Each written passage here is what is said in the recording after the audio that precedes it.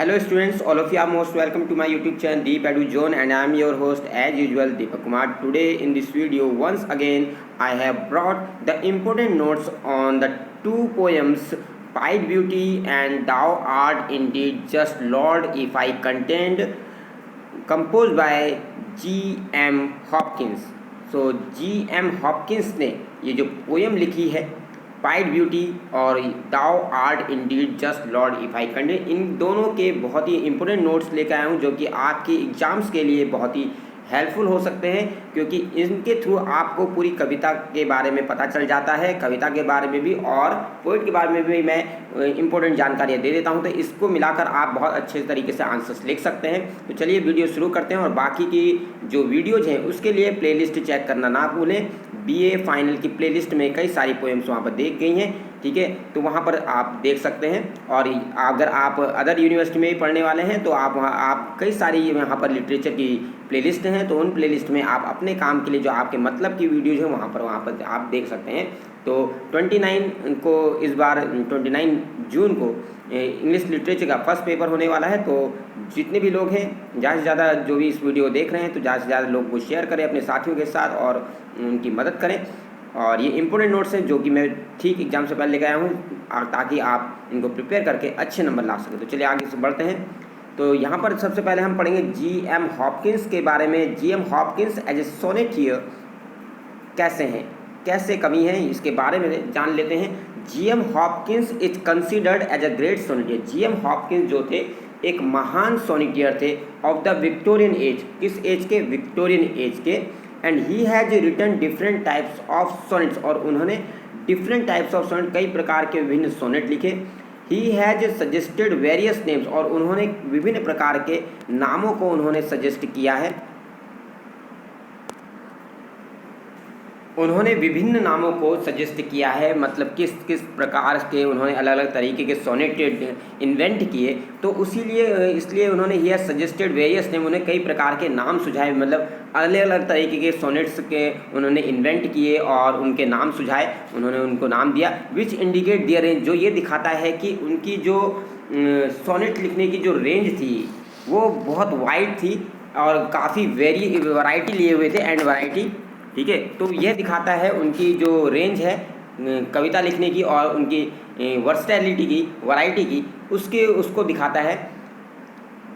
The sonnet reveal, जो sonnet है reveal करते हैं इस एक्सपेरिमेंट जीन, मतलब एक तरीके से उनके अंदर उत्साह है कि कुछ ना कुछ ज़रूर एक्सपेरिमेंट करते रहना चाहिए पोइट्री के साथ भी, और उन्होंने सोनेट के साथ काफ़ी एक्सपेरिमेंट किए। तो उनके जो सोनेट रिवील करते हैं उनके एक्सपेरिमेंटल जील को, जो उनका मतलब जो उत्साह है, जो कि उन्हें मज़ा आता है, एक तरीके से इन्जॉयमेंट वो लेते हैं एक्सपेरिमेंट करने में।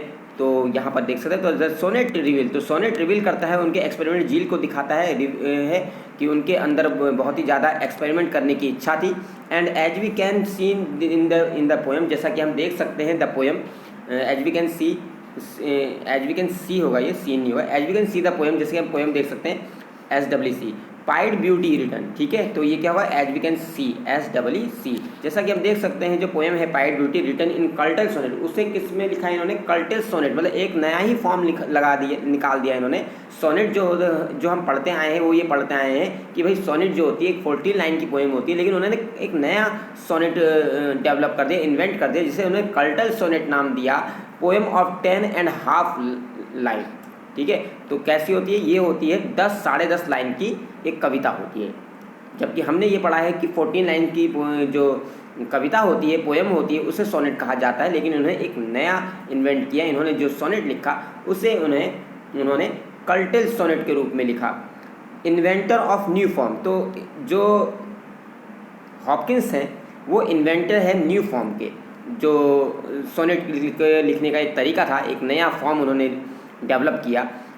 तो हॉपकिंस नीदर फॉलो, हॉपकिंस ना तो Italian form of sonnet follow करते हैं इन प्रैक्टिस नॉट शेक्सपियरियन, तो जो हॉपकिंस है ना तो Italian form of sonnet follow करते हैं वो, और ना ही शेक्सपियरियन सोनेट के फॉर्मेट को फॉलो करते हैं। He invents his own variety, वो अपनी ही एक नई वैरायटी इन्वेंट करते हैं, कंबाइनिंग द बेस्ट, जिसमें वो सब बेस्ट एलिमेंट शामिल करते हैं।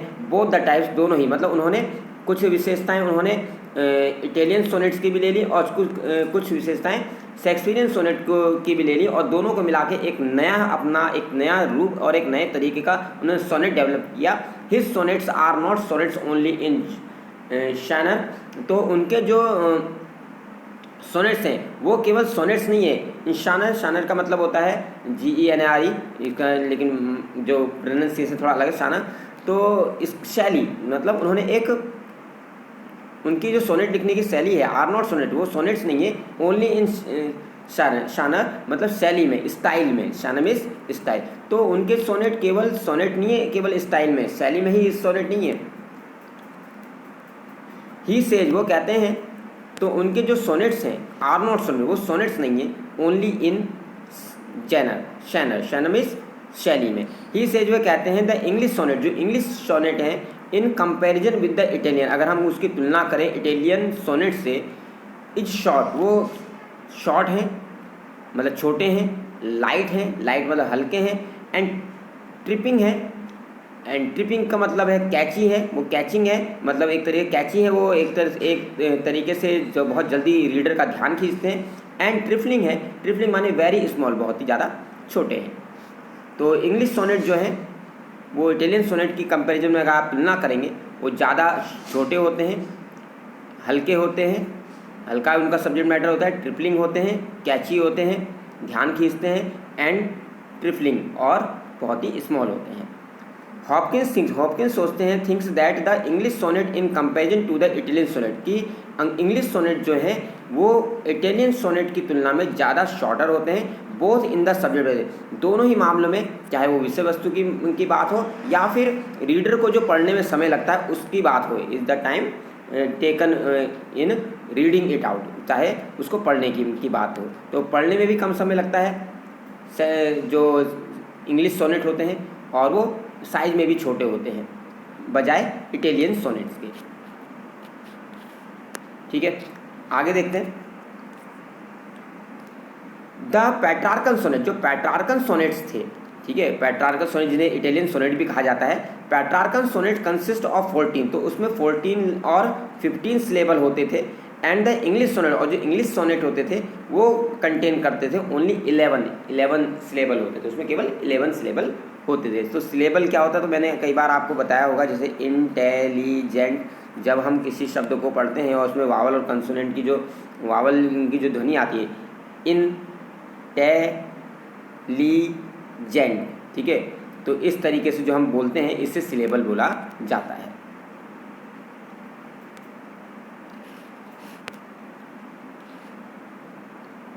अब अगला है the terrible sonnet. Terrible sonnet, इनके जो सोनेट हैं उन्हें हम टेरिबल सोनेट्स भी कह सकते हैं। Full of disappointment, terrible sonnet full of disappointment, तो करेंगे कि बहुत ही ज़्यादा अपनी ज़िंदगी से ये काफ़ी निराश रहे। In the last days of his life, अपने जीवन के अंतिम समय में ये बहुत ज़्यादा निराश रहे। हॉपकिंस रॉट सर्टेन सोनेट, तो हॉपकिंस ने क्या किया, अपने जीवन के अंतिम दिनों में इन्होंने कुछ निश्चित उन्होंने सोनेट्स लिखे जिन्हें हम टेरिबल सोनेट्स के नाम से जानते हैं, सोनेट्स ऑफ डिसोलेशन। और ये एक तरीके से इन्हें अगर हम सोनेट ऑफ डिसोलेशन का नाम दें, मतलब एक तरीके से अकेलेपन जो उनके सोनेट्स में दिखता है, तो इसे अकेलापन भी कहा जा सकता है, डिसोलेशन भी कहा जा सकता है, एम्प्टीनेस भी कहा जाता है। तो इट वॉज द टाइम, ये वो समय था जब हॉपकिंस जो थे, जो हॉपकिंस हैं, वॉज स्टेइंग इन डब्लिन, जो डब्लिन में अपनी ज़िंदगी बिता रहे थे इन Ireland, and he was depress, और वो डिप्रेस थे और मेंटली टॉर्मेंटेड, और बहुत ही ज़्यादा उनके मतलब मानसिक रूप से एक बहुत ही ज़्यादा तूफान जो है उनके मन में चल रहा था, बहुत ही ज़्यादा उनके मन में बहुत बड़ा तूफान चल रहा था, बने ही मन में, एंड फुल ऑफ एग्जॉशन, और बहुत ही ज़्यादा एग्जॉशन थे, थक चुके थे अपनी ज़िंदगी से। तो वो थकावट, वो अकेलापन उनकी कविताओं में नज़र आता है, जो कविताएं उन्होंने अपने जीवन के अंतिम समय में उन्होंने जो लिखी उनमें ये देखा जा सकता है। थीम ऑफ सोनेट, उनके सोनेट्स की थीम क्या रहती है।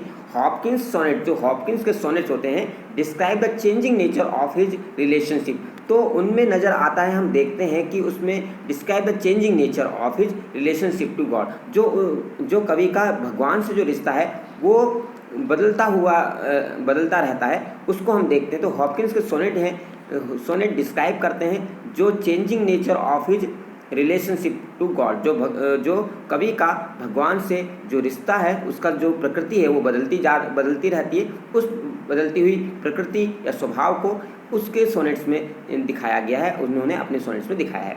ही स्पीक्स ऑफ हिमसेल्फ, वह खुद की बात करते हैं, एंड एज द कल्प्रिट, वो खुद की बात करते हैं और खुद को कहते हैं कि मैं कल्प्रिट हूँ, मैं दोषी हूँ, मैं अपराधी हूँ, एन अपोनेंट ऑफ गॉड, और मैंने भगवान का विरोध करता हूँ, मैं भगवान का विरोधी हूँ, भगवान का विरोध करता हूँ।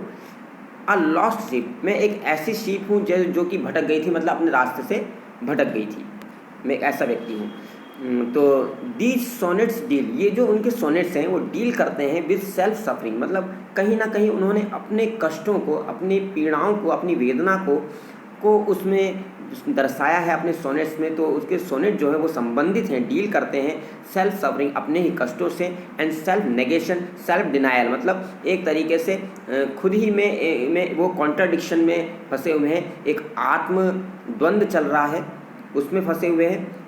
एंड ग्लोरिफिकेशन ऑफ गॉड, और भगवान की भव्यता और दिव्यता को उन्होंने दिखाया है। तो उनके जो सोनेट हैं, उनके सोनेट में आपको क्या देखने को मिलेगा, तो उनके सोनेट डील करते हैं सफरिंग, सेल्फ सफरिंग, अपने कष्टों के बारे में बात कर रहे हैं, क्या पीड़ाएं हैं, क्या दर्द है, क्या वेदना है। सेल्फ नेगेशन, मतलब अपने ही आत्म द्वंद्व जो चल रहा है, ठीक है, कॉन्ट्राडिक्टरी जो चल रहा है, विरोधाभास जो चल रहा है मन के अंदर, उससे वो दिखाई देता है। और ग्लोरिफिकेशन ऑफ गॉड, और ग्लोरिफिकेशन ऑफ गॉड के बारे में उन्होंने लिखा है अपनी कविताओं में। एंड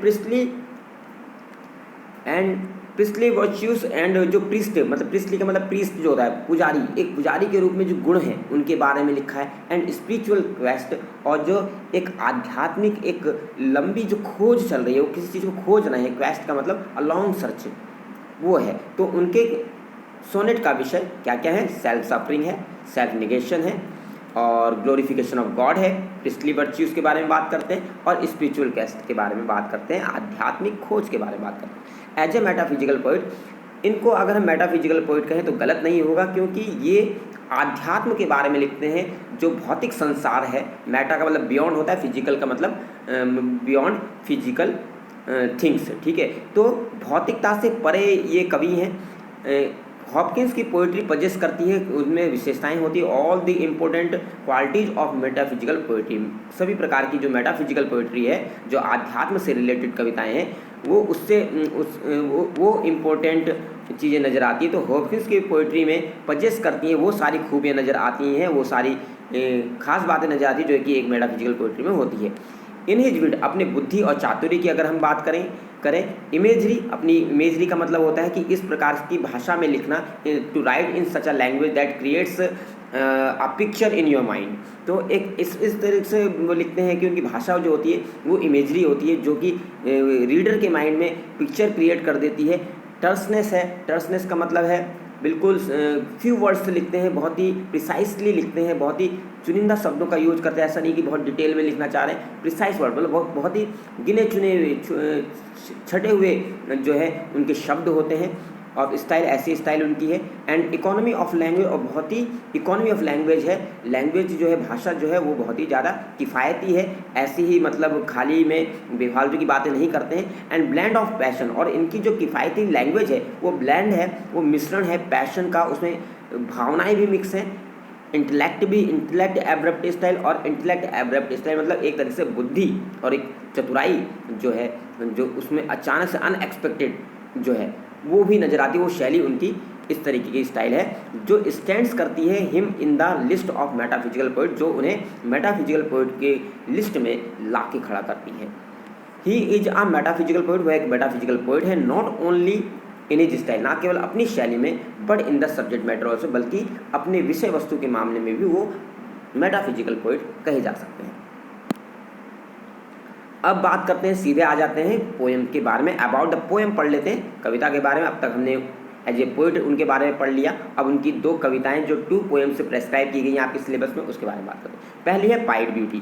पाइड ब्यूटी का मीनिंग पहले ही बताया जा चुका है, अगर आपने वो वीडियो नहीं देखा है तो मैं पहले बता दूं, जितने भी इंपॉर्टेंट नोट्स आ रहे हैं उससे पहले आप सारी जो वीडियोज़ हैं उनके जिसमें मीनिंग बताए गए उनको जरूर देख लें, क्योंकि एक बार आपने मीनिंग देख लेना तो आपने अगर उससे मीनिंग देख लिया, एक्सप्लेनेशन को अच्छी तरह से, व्याख्या को अच्छी तरह से समझ लिया, तो आप अपने आप भी बना के लिख सकते हैं। तो पाइड ब्यूटी एक पोएम है इसे हम कल्टेड सोनेट कह सकते हैं। कल्टेड सोनेट कहेंगे बाय विक्टोरियन पोइट, जो कि जो विक्टोरियन पोइट है, क्योंकि वो विक्टोरियन एज से रिलेटेड से बिलोंग करते थे, तो विक्टोरियन एज के कवि जेराल्ड मैनले हॉपकिंस के द्वारा लिखी गई है।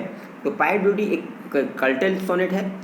कल्टेड सोनेट का मतलब मैंने पहले बता दिया है, 10.5 लाइन की जो सोनेट होती है उसे कल्टेड सोनेट कहते हैं, जो लिखी गई है Victorian poet Gerard Manley Hopkins के द्वारा। It is a kind of hymn. अगर इसे ये जो कविता है, ये जो सोनेट है, ये एक प्रकार से एक हाइम है, एक भजन है। It is a kind of hymn. Hymn का मतलब एक भजन है। It is a kind of hymn, ये एक हाइम है ऑफ प्रेज टू गॉड, जो कि भगवान की प्रशंसा में लिखा गया है भजन। That marvels, that amazed, marvel का मतलब अमेज्ड, मीनिंग एक्सप्लेन करने के लिए मैंने ब्रैकेट में लिखा है, आपको एग्जाम से नहीं लिखना है। That Marvels at the varied world, जो कि सरप्राइज है। ठीक है, तो यहाँ पर जो है ये जो कविता है एक प्रकार का भजन है ईश्वर की स्तुति में, ईश्वर के गुणगान में, जो कि जो भजन है, ये जो भजन है ये अमेज्ड है, ये एक अमेजमेंट है, एक तरीके से एक सरप्राइज है एट द वेरी, क्योंकि ये इसमें सरप्राइज व्यक्त किया गया है कि किस प्रकार से भगवान ने इतनी वेरिड, इतनी विभिन्न विशेषताओं वाली दुनिया को रचा है। दैट गॉड क्रिएटेड, जिसे भगवान ने बनाया है। द पोएम सीज, पोएम में पोएम देखती है या पोएम में दिखाया गया है गॉड्स मेजेस्टी। तो पोएम जो है वो दिखाती है गॉड की मेजेस्टी, भगवान की जो मेजेस्टी है, भगवान की शान शौकत को, ऐश्वर्य को और उसके ग्लोरिफिकेशन को दिखाया गया है। Not just in nature sheer variety, ना केवल नेचर के जो प्रकृति के वैरायटी है, प्राकृतिक जो विभिन्नताएं देखने के लिए मिलती है, जो वैरायटी देखने को मिलती है उसके रूप में, बल्कि in the labours of human kind, बल्कि जो मनुष्य जो मेहनत करता है, और वो जो एब्स्ट्रैक्ट कैटेगरी है, मतलब जो भौतिक नहीं है, जो दिखाई नहीं देती है, उन सब चीज़ों के बारे में भी बात करी गई है। दैट पीपल यूज, मतलब वो सारी एब्स्ट्रैक्ट चीज़ें, जैसे भक्ति कह लीजिए, साहस कह लीजिए, है ना, तो ये चीज़ें दिखती थोड़ी ना है, डिवोशन कह लीजिए, तो ये सारी चीज़ें दैट पीपल यूज, जो पीपल यूज करते हैं to understand the experience of the world, दुनिया के अनुभवों को समझने के लिए। तो उन सब चीज़ों के बारे में यहाँ पर बात हुई है। तो पोएम जो है वो गॉड की मेजेस्टी को दिखाती है। नॉट जस्ट गॉड मेजेस्टिक है, ना केवल ऐसा नहीं है केवल नेचर शीर वैरायटी की, नेचर में, प्रकृति में उन्हें अलग अलग चीज़ें बनाई हैं, नेचर की वैरायटी में ही केवल भगवान की मेजेस्टी दिख रही है, बल्कि उन चीज़ों में भी जो दिख नहीं रही हैं, एब्स्ट्रैक्ट हैं, ठीक है, उनमें भी भगवान की मेजेस्टी नज़र आती है, और मनुष्य के कार्यों में भी भगवान की मेजेस्टी नज़र आती है। दैट पीपल, जिसका यूज जो है, जो एब्स्ट्रैक्ट चीज़ें हैं, जो एब्स्ट्रैक्ट विशेषताएं हैं जो भगवान ने मनुष्य को दी हैं, जो उसका उपयोग जो मनुष्य है दुनिया के अनुभवों को समझने के लिए करता है। The poem was written, poem लिखी गई थी 1877 में, लेकिन पब्लिश नहीं की गई। ये पब्लिश तब तक नहीं हुई जब तक 1918 से पहले ये पब्लिश नहीं, मतलब 1918 में ये पब्लिश हुई। एंड शो केसेस, और ये शो केसेस है, एक तरह से डिस्प्ले किया गया है। शो केस का मतलब डिस्प्ले होता है, डिस्प्ले करती है हॉपकिंस के ट्रेडमार्क, एक हॉपकिंस की पहचान है एक तरीके से लिंग्विस्टिक, ये हॉपकिंस की लिंग्विस्टिक पहचान को दिखाती है, जो कि कैसी है, इन्वेंटिवनेस है, जो उनके लिए जो उनकी लिंग्विस्टिक है, ट्रेडमार्क ऑफ लिंग्विस्टिक इन्वेंटिव, कि वह भाषा के साथ कुछ ना कुछ प्रयोग करते रहते हैं, इन्वेंट करते हैं, क्रिएटिव, कुछ ना कुछ क्रिएटिव करते हैं, कुछ ना कुछ नया करते रहते हैं, उसको दिखाती है। अब यहाँ पर से पूरा इसका एक्सप्लेनेशन जो है, जो आपने पोएम पढ़ी है, एक तरीके से पोएम का पूरा मीनिंग यहाँ पर इजीली वर्ड में दिया गया है। As with the number of poems, तो जिस तरीके से जो नंबर ऑफ पोएम्स है, कई सारी जो कविताएं लिखी हैं Victorian poet Gerard Manley Hopkins ने, pied beauty is a kind of song. तो पाइट ब्यूटी जो ये पोएम है एक प्रकार का सॉन्ग है। तो जिस तरीके से जेराल्ड GM हॉपकिंस ने बाकी कविताएं लिखी हैं, उसी प्रकार से ये जो पाइट ब्यूटी पोएम भी है, ये भी एक प्रकार का is a kind of song हो, एक प्रकार का सॉन्ग है जो कि भगवान की प्रशंसा में लिखा गया है। It takes a beautifully detailed, और इसमें बहुत ही सुंदर तरीके से जो detailed look at the world, जो मतलब जो डिटेल्ड, बहुत ही विस्तृत तरीके से दुनिया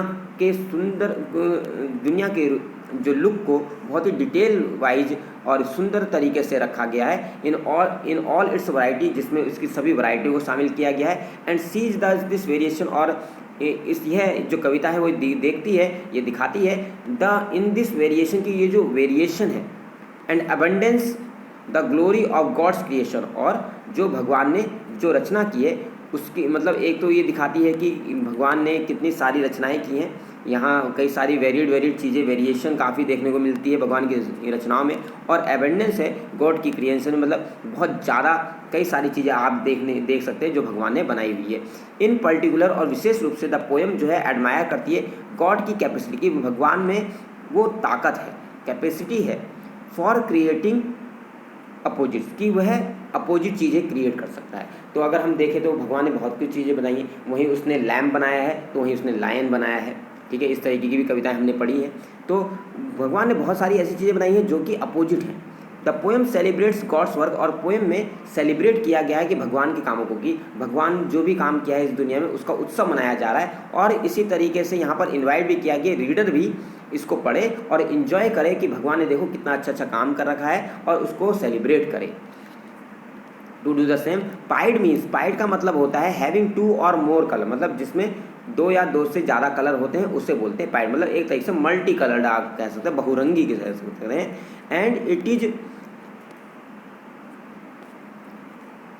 and it is this quality, sorry just a minute, yes, and it is, ठीक है, pied, and it is the this quality, और ये कह रहा है कि ये जो है दिस क्वालिटी ऑफ वैरायटी, ये जो क्वालिटी है जो वैरायटी की, विभिन्नता की, दैट स्पीकर मोस्ट एडमायर, जिसकी जो स्पीकर जो है जो कवि है बहुत ज़्यादा प्रशंसा कर रहा है कि भगवान ने कई वरीड चीज़ें बना रखी हैं, वैरायटी वाली चीज़ें बनाई हैं इस दुनिया में गॉड का जो काम है, अबाउट गॉड्स वर्क। तो यहाँ पर स्पीकर प्रशंसा कर रहा है भगवान के कार्य की। दिस इज प्राइमरली एक्सप्रेस, और ये प्राइमरली प्राथमिक रूप से एक्सप्रेस किया गया थ्रू अ क्लोज लुक, बहुत ही गहनता के साथ दिखाया गया है एट नेचुरल वर्ल्ड। तो यहाँ पर अगर आप देखें तो दिस इज, ये जो है भगवान के जो बनाए हुए कार्यों की जो प्रशंसा की जा रही है, भगवान के क्रिएशन की जो प्रशंसा की जा रही है, ये कैसे किया गया है, इस काम को बहुत ही क्लोजली देखा गया है, बहुत ही ये प्राइमरली एक्सप्रेस किया गया है, प्राथमिक रूप से व्यक्त किया गया थ्रू अ क्लोज लुक, की क्लोज लुक के माध्यम से बहुत गहराई से नेचर वर्ल्ड को, नेचुरल वर्ल्ड को देखा है कवि ने। But the poem also sees its trades, बल्कि लेकिन इसके साथ ही कविता जो है वो इसके ट्रेड्स को भी देखती है, मतलब जो बिजनेस है, जो काम किए जाते हैं मनुष्य के कामों को भी देखती है। वहाँ पर ऐसा नहीं कि कवि ने केवल ये देखा है कि प्रकृति में मनुष्य की भगवान ने कौन कौन सी प्राकृतिक रूप से सुंदर चीज़ें बनाई है, वह मनुष्य के कार्यों को भी जगह दे रहा है, ये भी सुंदर कार्य है। ट्रेड्स ऑफ ह्यूमन काइंड, जो मनुष्य के जो सुंदर कार्य है, मनुष्य के जो कार्य हैं वो भी भगवान के द्वारा बहुत बड़ी रचना है। एंड इन मोर एब्स्ट्रैक्ट, और इसके अलावा एब्स्ट्रैक्ट कैटेगरी, मतलब जो चीज़ें दिखाई नहीं दे रही हैं, जो स्लो हैं, फास्ट हैं, है ना, तो वो चीज़ें भी क्या है, एक तरीके से ये भगवान की बहुत ही महान क्रिएशन है। बिगिनिंग एंड एंडिंग, अगर आप इस कविता को पढ़ेंगे तो इसकी जो शुरुआत है वो ग्लोरी से होती है और एंडिंग जो होती है प्रेज से, वर्ड से होती है। Pied beauty is a poem, तो पाइड ब्यूटी एक कविता है दैट स्ट्राइव, जिसमें ट्राई किया जा रहा है to turn the reader's attention, कि रीडर का जो ध्यान है वो to the beauty of the world, वो दुनिया की सुंदरता से उसका ध्यान मोड़ा जा रहा है। And to see in the beauty of the intelligence, और कि वह ना केवल प्रकृति की सुंदरता को देखे, प्रकृति की सुंदरता से होते को देखते हुए वह इंटेलिजेंस की सुंदरता को भी देखे, बुद्धिमत्ता जो भगवान ने दी है, ठीक है। एंड बेनोवलेंस का मतलब परोपकार की भावना ऑफ द क्रिश्चियन गॉड, ठीक है, जो ईश्वर की है, तो ईश्वर की परोपकारिता को भी देखे, ईश्वर की बुद्धिमत्ता को भी देखे। तो वो केवल प्रकृति की सुंदरता को नहीं देखे, बल्कि जो एब्स्ट्रैक्ट कैटेगरी है, जो भगवान की बुद्धिमत्ता है और भगवान की परोपकारिता है, भगवान ने इतना उपकार किया है मनुष्य के ऊपर, इसको भी देखे। ऑल ऑफ एग्जिस्टेंस, और जो भी कुछ अस्तित्व में है according to the poem stands as the testament, ये एक प्रूफ है, टेस्टामेंट है, टेस्टामेंट माने प्रूफ है गॉड की कैपेसिटी का, कि भगवान क्या कर सकता है, और फॉर क्रिएशन, कि वो भगवान की शक्ति कितनी है, वो क्या बना सकता है। The variety of the world, और ये जो दुनिया की विविधता जो हम देखते हैं, is an often under value, जिसे हम कई बार अंडर वैल्यू कर देते हैं, नज़रअंदाज कर देते हैं। बट नो लेस पावरफुल, ये भी कम ज़्यादा शक्तिहीन नहीं है, ज़्यादा पावरफुल, बट नो लेस, ये भी कम पावरफुल नहीं है, मतलब बहुत पावरफुल है। और ये कहीं ना कहीं ये भी उसकी सुंदरता का एक पहलू है, एस्पेक्ट ऑफ ब्यूटी, सुंदरता का पहलू है।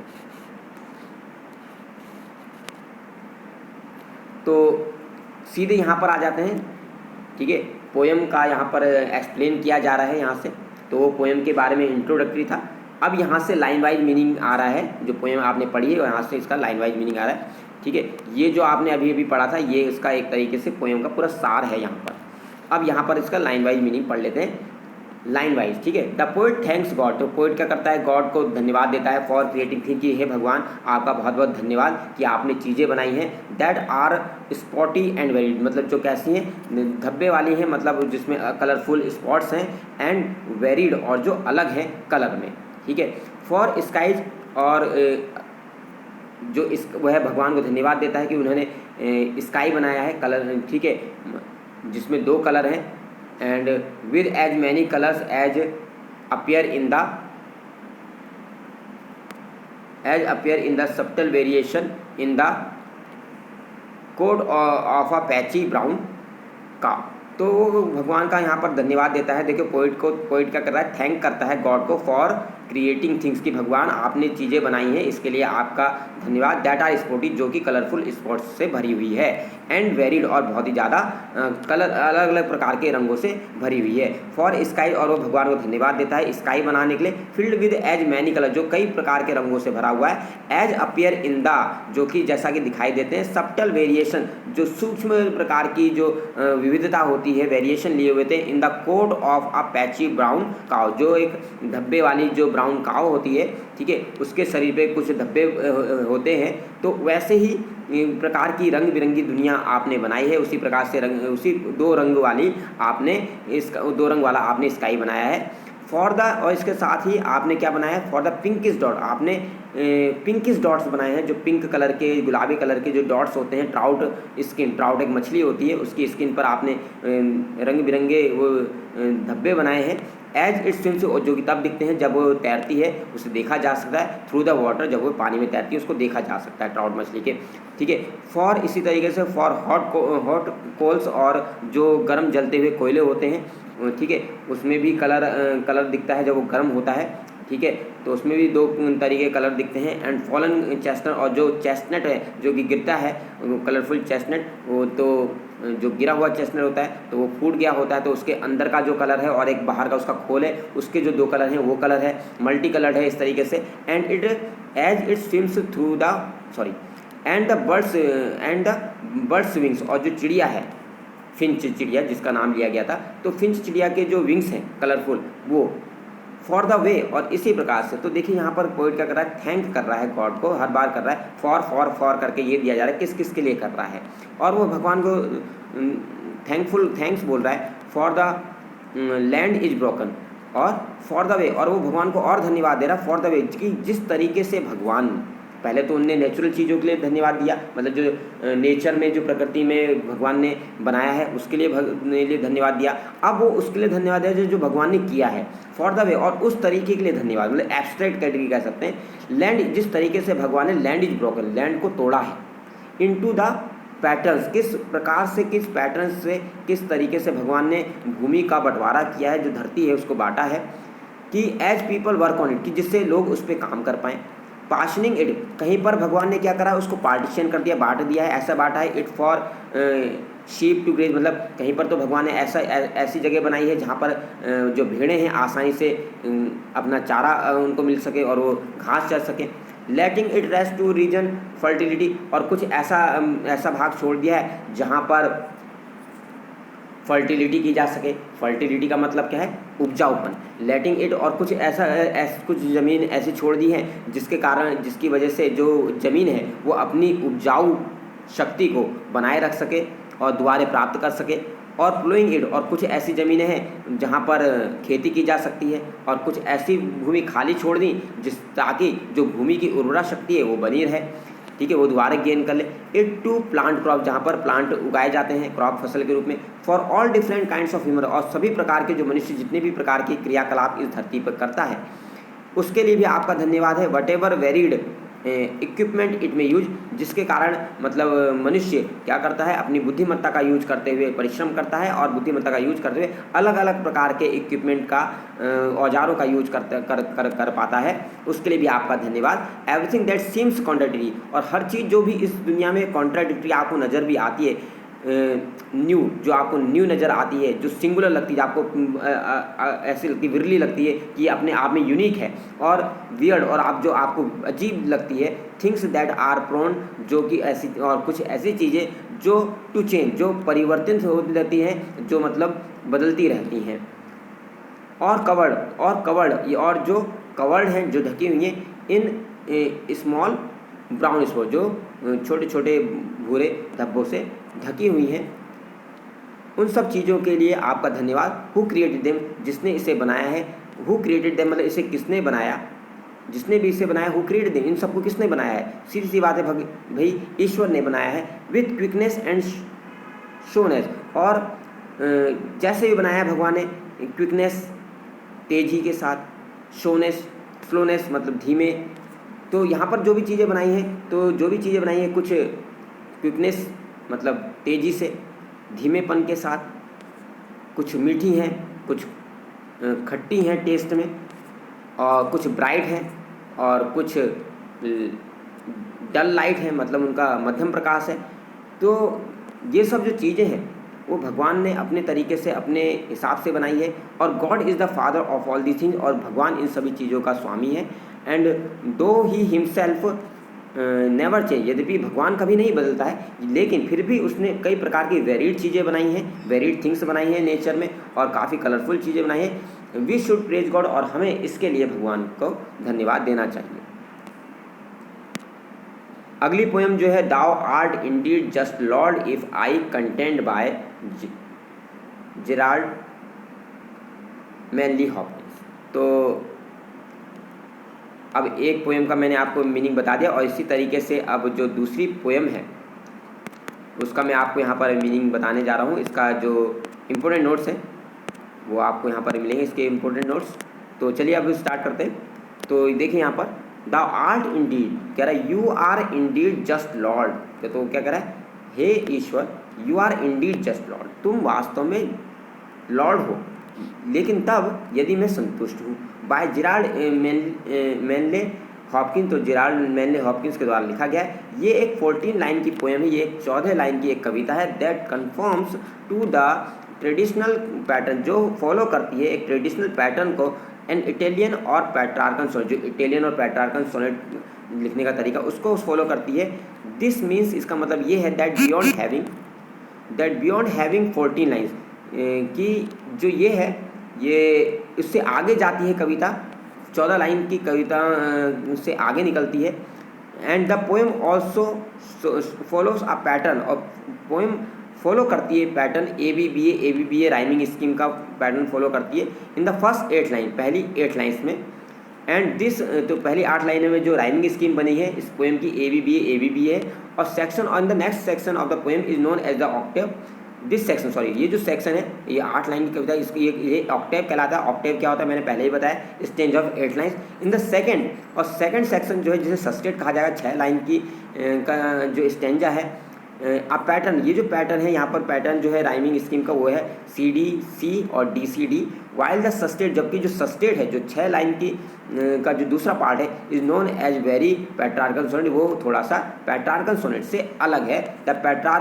द पैटर्न हॉपकिंस, और ये जो तरीका है ये हॉपकिंस का पैटर्न है जो उन्हें चुना है इस अपनी पोएम के लिए। तो देखिए, तो अभी आपको बताया गया था कि उसका ना तो जो तरीका है बिल्कुल पेट्रार्कन है, ना ही इटालियन सोनेट है, और ना ही उसका शेक्सपियरियन सोनेट है जिसे इंग्लिश सोनेट कहा जाता है। तो एक वो कुछ ना कुछ चेंजेस कर देते हैं। इसी तरीके से उन्होंने जो सस्टेट है, जिससे इज नोन टू वेरी, जो चेंज है, ठीक है, in Petrarchan sonnet, the Petrarchan pattern जो हॉपकिंस ने चूज किया है वो इसमें थोड़ा सा उसने चेंज करके उसने अपने एक तरीका है, उन्हें अपना एक नया तरीका डेवलप किया है सोनेट लिखने का।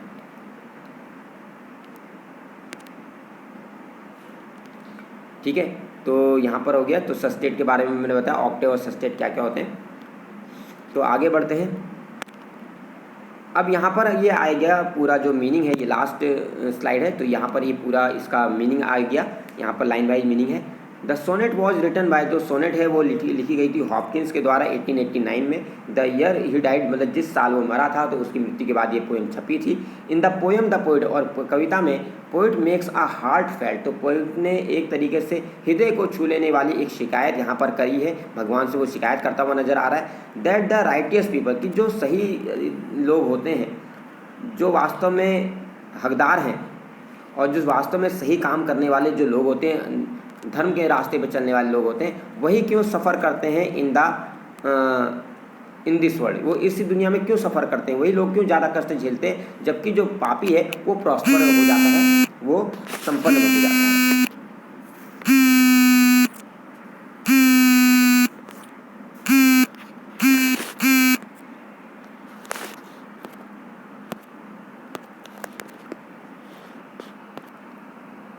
ठीक है, तो आगे देखें, तो यहाँ पर वो कह रहा है कि भाई जो पापी लोग हैं वो क्यों प्रॉस्पर होते चले जाते हैं। गॉड इज इंडीड जस्ट, भगवान वास्तव में जस्ट है, न्याय करने वाला है, बट ही विल बी, तो वो कह रहा है भगवान वास्तव में न्याय करने वाला है, मुझे इसमें कोई संदेह नहीं है, but he will be content, लेकिन वह संतुष्ट होता विद गॉड से, टू बी जस्ट, कि अगर वह न्याय करने वाला होता, if he justify with him, यदि वह उसके साथ न्याय करता। तो मतलब यहाँ पर कवि को शिकायत है, अगर आप मेरे साथ न्याय करने वाले होते तो मैं इस बात को बिल्कुल ही बिना किसी उसके झिझक के ये स्वीकार करता कि आप न्याय करने वाले, आप न्याय करने वाले हो, लेकिन आप मेरे साथ न्याय नहीं कर रहे हो, वो ये कह रहा है। ही आर्ग्यूज विद गॉड, वह भगवान से आर्ग्यूमेंट कर रहा है, बहस कर रहा है, वाई सिनर बिकम प्रॉस्पर, कि जो पापी लोग होते हैं वो प्रॉस्परस क्यों बनते चले जाते हैं, and why he gets disappointment, और उसको, जो कवि है, उसको क्यों निराशा का सामना करना पड़ता है, while he tries very hard, जबकि वह बहुत मेहनत करता है, कोशिश करता है, टू गेट हिज एंड, ताकि वह अपने उद्देश्य में सफल हो पाए। ही फर्दर सेज दैट, आगे जो कवि है वो कहता है, he further says that God is his friend, कि वह आगे कहता है कि भगवान तुम मेरे दोस्त हो, but he asks a foolish question, लेकिन वह एक फुलिश क्वेश्चन खुद से पूछता है, व्हाट गॉड वुड डू, कि भगवान क्या करता, उसके साथ भगवान क्या करता, if he were his enemy, अगर वह उसका दुश्मन होता। तो वो पूछ रहा है कि भगवान आप मेरे दोस्त हो, लेकिन आप क्या करते मेरे साथ, आप क्या मेरा इससे भी ज़्यादा बुरा करते यदि आप मेरे दुश्मन होते। ही वुड डू वर्स, तो वो कहता है कि क्या आप मेरा इससे भी ज़्यादा बुरा करते, with him, he would do worse with him if he were his enemy, यदि वे उसके दुश्मन होते। तो ये वह सवाल उनसे कर रहा है भगवान से।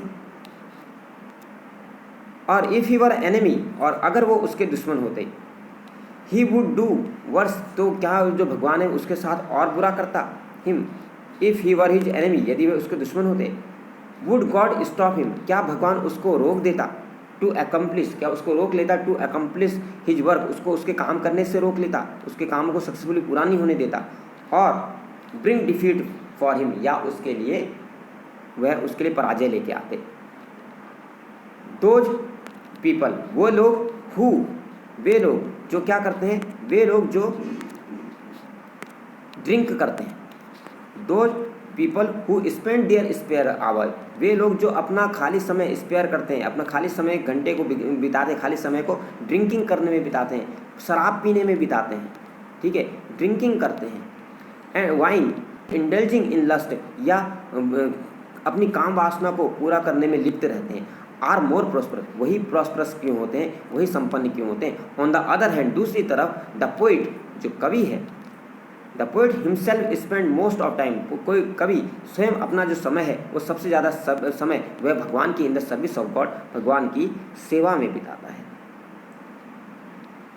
And does more hard work, और बहुत ज़्यादा क्या करता है, वो हार्ड वर्क करता है, विद ऑनेस्टी, ईमानदारी के साथ, but brings no fruits of his efforts, लेकिन उसे अपने जो प्रयास हैं, वो जो इतनी कोशिश कर रहा है, उसका कोई फल नहीं मिलता है। एवरीथिंग इन नेचर इज, और प्रकृति में हर जो चीज़ है, एवरीथिंग इन नेचर इज, ठीक है, तो प्रकृति में जो कुछ भी चीज़ है वो क्या कर रही है, फ्लरिश कर रही है, वो हर चीज़ फल फूल रही है, बढ़ रही है, आगे विकास हो रहा है उसका। हर्ब्स हो या श्रब्स हो, ठीक है, हैव बिकम थिक, वो थिक हो चुके हैं, वो घने हो चुके हैं, जो उनमें और पत्तियाँ आ चुकी हैं, ठीक है। Birds have built there nest, और चिड़ियों ने भी अपना क्या बना लिया, घोंसला बना लिया है। बट ही डिड नथिंग, लेकिन उसने मतलब कभी को शिकायत, मैं कुछ नहीं कर पाया। ही फील्स हेल्पलेस, वो हेल्पलेस महसूस करता है अपने आप को, एंड वीक महसूस करता है कि अब उसके अंदर ऊर्जा नहीं रही है, एंड विदाउट एनर्जी, और उसके पास एनर्जी भी नहीं है। इन द एंड, और अंत में ख़त्म होते हुए कविता, the poet prays to God, कवि प्रे करता है गॉड से टू शावर हिज ग्रेस, की जो भगवान है वो अपने कृपा की बारिश करे, उसके ऊपर अपनी कृपा दिखाए और उसको एनर्जी दे, और ताकि वो भी कुछ क्रिएटिव कर पाए और उसके जो प्रयास हैं वो फ्रूटफुल हो सके, वो फलदायी हो सके। तो अगर आपको ये वीडियो पसंद आए तो लाइक, शेयर और सब्सक्राइब जरूर कीजिएगा। और बीच में इंटरप्शन हुआ उसके लिए मैं सॉरी कहना चाहूँगा, ठीक है। तो क्योंकि मैं इसको जो फ्लाइट मोड में करना भूल गया था, तो इसके लिए आपसे सॉरी। बाकी वीडियो में मैंने बहुत ही ज़्यादा अटेम्प्ट किया है, ठीक है, क्योंकि बहुत लंबी वीडियो थी, अगर इसे दोबारा स्टार्ट करके बनाता तो फिर टाइम वेस्ट होता, इसलिए मैं इसी वीडियो को इसी तरीके से आपके सामने प्रेजेंट कराऊँ। Thank you very much. Like कीजिए, शेयर कीजिए, सब्सक्राइब कीजिए।